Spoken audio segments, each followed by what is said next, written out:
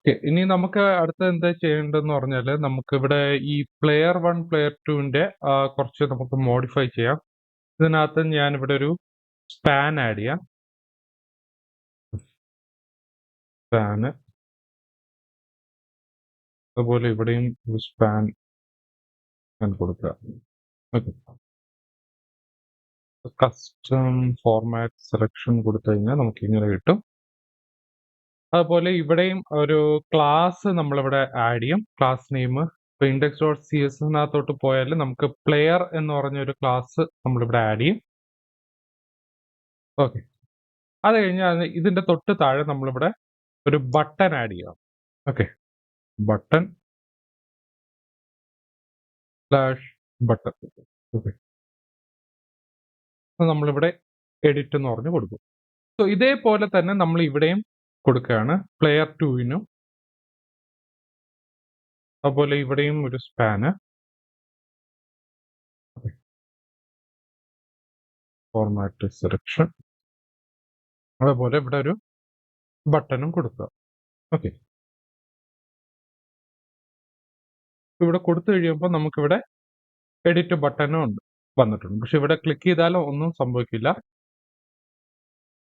ഇപ്പൊ ഇത് നോക്കുകയാണെങ്കിൽ നമ്മൾ ഈ എലമെന്റ്സ് നോക്കുകയാണെങ്കിൽ ഇത് റിപ്പീറ്റ് ആയിട്ടാണ് വന്നിരിക്കുന്നത്. ഓക്കെ. പ്ലെയർ 1ഉം പ്ലെയർ 2 എന്ന് പറയുന്നത് നമുക്ക് റിപ്പീറ്റ് എലിമെന്റ്സ് ആണ് കൊടുത്തിരിക്കുന്നത്. ഇപ്പൊ അറിയാതെ നമ്മൾ ക്ലാസ് നെയിം ഇപ്പൊ ഇൻഫോ എന്ന് വല്ല ടൈപ്പ് ചെയ്യുന്നെങ്കിലോ അല്ലെങ്കിൽ അറിയാതെ ഇങ്ങനെ സ്പെല്ലിംഗ് മിസ്റ്റേക്കിലോ വല്ല സംഭവിച്ചു കഴിഞ്ഞാൽ പിന്നെ അത് എറർ ആയിരിക്കും. ഓക്കെ. അങ്ങനെ അത് ചിലപ്പോൾ എറർ വരാൻ ചാൻസ് ഉണ്ട്. സോ അങ്ങനെ ഒഴിവാക്കണമെങ്കിൽ നമ്മൾ എന്ത് ചെയ്യും? നമ്മൾ ഈ ഒരു എലമെന്റിനെ നമ്മൾ ഒരു കസ്റ്റം കോമ്പോണന്റിനകത്ത് ക്രിയേറ്റ് ചെയ്യും. ഓക്കെ.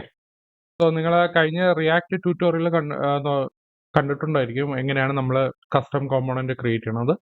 സോ ഇവിടെ ഞാനൊരു കോമ്പോണൻസ് ഫോൾഡർ ക്രിയേറ്റ് ചെയ്യുക. അതിനകത്ത് ഞാനൊരു players.jsx സോറി സ്പെല്ലിംഗ് മാറി ഓക്കെ. എന്നിട്ട് ഇവിടെ ഞാൻ എന്ത് ചെയ്യും? ഇവിടെ ഞാൻ എക്സ്പോർട്ട് ഡീഫോൾട്ട് ഫങ്ഷൻ പ്ലെയർ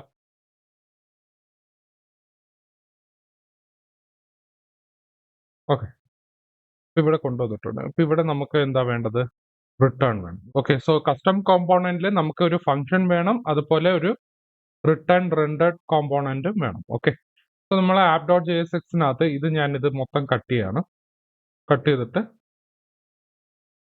ഇവിടെ ഞാൻ ആഡ് ചെയ്തു. ഓക്കെ. സോ നമുക്ക് ക്ലാസ് നെയിം എല്ലാം കറക്റ്റ് തന്നെയാണ്. സോ ഇവിടെ പ്ലെയർ 1 എക്സിന് പകരം നമ്മൾ ഇവിടെ ആക്ച്വലി ഡൈനാമിക് വാല്യൂസ് ആണ് കൊണ്ടുവരുന്നത്. സോ എങ്ങനെയാണ് നമുക്ക് ഡൈനാമിക് വാല്യൂസ് കൊണ്ടുവരുന്നത്? നമ്മൾ ഇവിടെ ഒരു പ്രോപ്സ് പോലെ ആഡ് ചെയ്യും. ഇവിടെ നമുക്ക് വേണമെങ്കിൽ ഇങ്ങനെ പ്രോപ്സ് എന്ന് പറഞ്ഞു കൊടുക്കാം, അല്ലെങ്കിൽ ജസ്റ്റ് ഇങ്ങനെ ഒരു കേളി ബ്രേസ് ഇട്ടിട്ട് നമ്മളിവിടെ പ്ലെയർ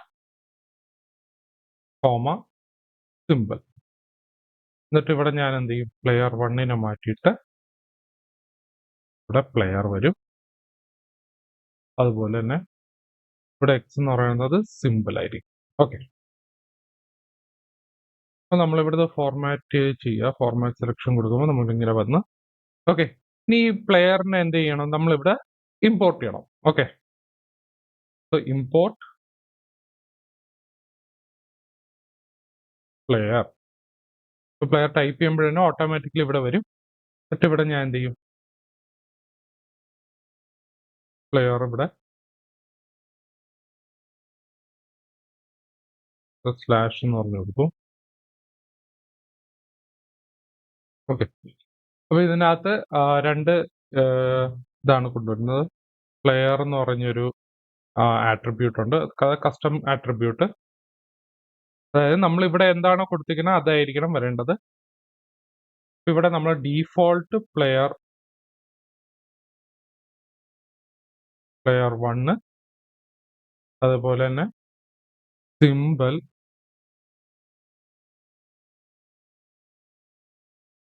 നമ്മളിവിടെ എക്സ് ക്യാപ് 6 കൊടുക്കും.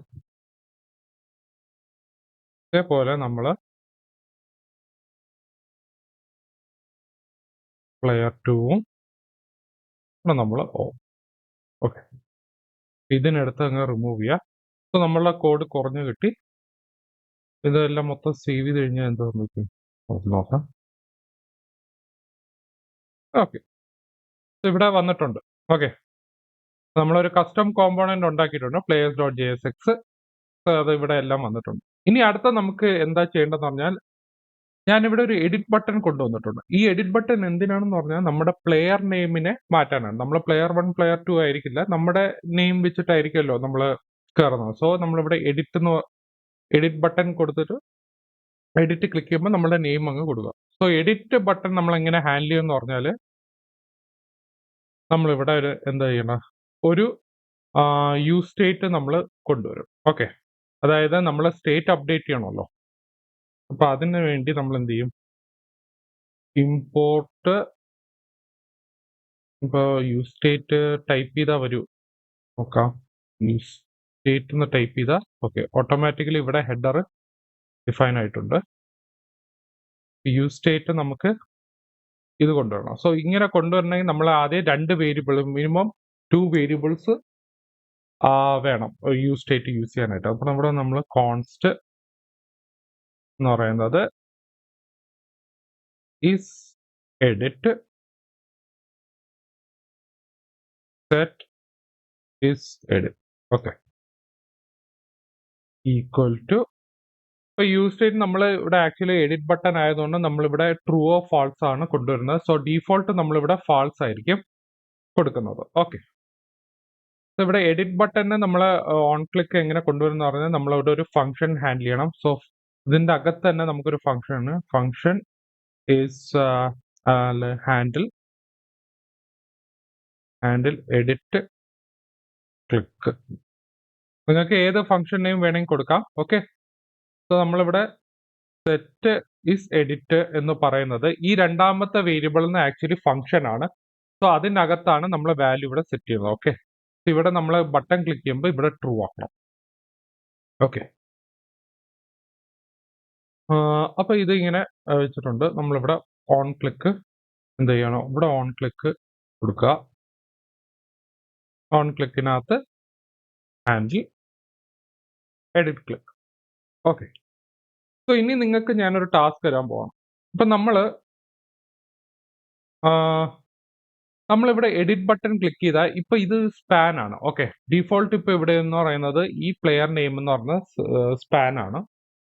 അപ്പൊ ഞാൻ ബട്ടൺ ക്ലിക്ക് ചെയ്താൽ എനിക്കത് ഇൻപുട്ട് എലിമെന്റ് ആയിട്ട് കിട്ടണം. അതായത് ടെക്സ്റ്റ് ബോക്സ് ആയിട്ട് എനിക്കിവിടെ മാറ്റണം. സോ നിങ്ങൾ കുറച്ച് നേരത്തേക്ക് വീഡിയോ പോസ് ചെയ്തിട്ട് നിങ്ങൾ ജസ്റ്റ് ഒന്ന് ട്രൈ ചെയ്ത് നോക്കുക. ഞാൻ കഴിഞ്ഞ റിയാക്ട് ട്യൂട്ടോറിയൽസിൽ ചെയ്തിട്ടുണ്ടായി. സോ ഇത് നിങ്ങളുടെ ഒരു പ്രാക്ടീസ് ആണ്. ഒന്നും കൂടെ പറഞ്ഞുതരാം. അതായത് നമ്മൾ എഡിറ്റിനകത്ത് നമ്മൾ ക്ലിക്ക് ചെയ്യുമ്പോൾ ഈ ഹാൻഡിൽ എഡിറ്റ് ക്ലിക്ക് ചെയ്ത് കഴിഞ്ഞാൽ എഡിറ്റ് ബട്ടൺ ക്ലിക്ക് ചെയ്യുമ്പോൾ എനിക്ക് ഈ സ്പാൻ ടാഗ് മാറിയിട്ട് ഇൻപുട്ട് ബോക്സ് ആയിട്ട് കിട്ടണം. ഓക്കെ അപ്പൊ അത് എങ്ങനെയാണെന്ന് നിങ്ങളൊന്ന് ട്രൈ ചെയ്ത് നോക്കാം. ഈ വീഡിയോ പോസ് ചെയ്തിട്ട് ട്രൈ ചെയ്ത് നോക്കാം. ഓക്കെ അപ്പൊ ഞാനിത് കാണിച്ചു തരാം എങ്ങനെയാണ് നമ്മളിത് എഡിറ്റ് ക്ലിക്ക് ചെയ്യുമ്പോൾ ഇൻപുട്ട് ബോക്സ് എങ്ങനെ കൊണ്ടുവരുന്നത്. സോ നമ്മളിവിടെ ഒരു വേരിയബിൾ ഡിക്ലെയർ ചെയ്യാൻ പോവാണ്. Variable player element. Okay player element എന്ന് വെച്ചാൽ ഇതിനെ ഞാൻ എന്ത് ചെയ്യും, ഞാൻ ഇതിനെ കട്ട് ചെയ്തിട്ട് ഇങ്ങനെ ആയിരിക്കും ഡിക്ലെയർ ചെയ്യണത്. ഡിക്ലെയർ ചെയ്യുമ്പോൾ ഞാനിവിടെ പ്ലെയർ എലമെന്റ് എന്ന് പറഞ്ഞു കൊടുത്തു. അപ്പൊ എന്തായാലും ഇവിടെ വരുമ്പോൾ എന്തായാലും ഈ വാല്യൂ ആയിരിക്കും ഇവിടെ സെറ്റ് ചെയ്യുന്നത്. ഓക്കെ ഇനി അടുത്തെന്ന് പറഞ്ഞാൽ നമുക്ക് ഇഫ്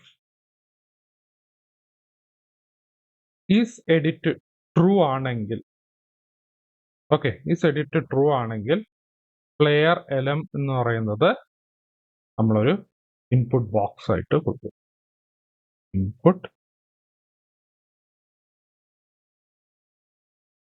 ഇൻപുട്ടിന് ഇവിടെ ടൈപ്പ് ടെക്സ്റ്റ് റിക്വയർഡ് എന്ന് പറഞ്ഞതാണ്. അപ്പൊ നമ്മളിവിടെ റിക്വയർഡ് എന്ന് പറഞ്ഞു കൊടുക്കും. ഓക്കെ, ഇപ്പൊ നമ്മളിവിടെ സേവ് ചെയ്യുമ്പോൾ ഇത് വന്നിട്ട് നോക്കാം.